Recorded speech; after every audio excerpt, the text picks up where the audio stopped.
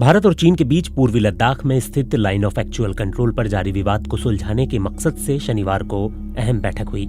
दोनों देशों के सैन्य अधिकारियों के बीच ये बैठक लद्दाख की सीमा के पास हुई।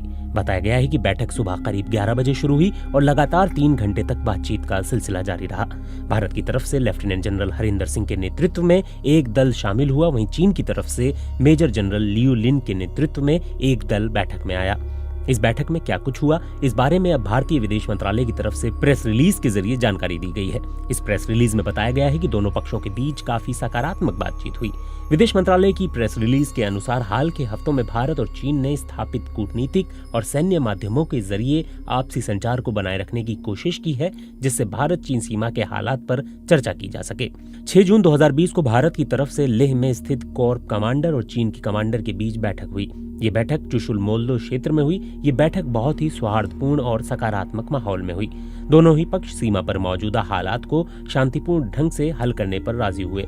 इसके तहत दोनों देशों के बीच तय समझौतों को ध्यान में रखा जाएगा और साथ ही दोनों देशों के द्विपक्षीय संबंधों को आगे बढ़ाने पर भी जोर दिया जाएगा। इसके साथ ही दोनों पक्षों ने यह भी नोट किया है कि इस साल भारत और चीन के बीच कूटनीतिक संबंधों की स्थापना के 70 साल हो जाएंगे। ऐसे में दोनों पक्ष इन संबंधों को और आगे बढ़ाने में सहयोग के लिए भी राजी हुए हैं।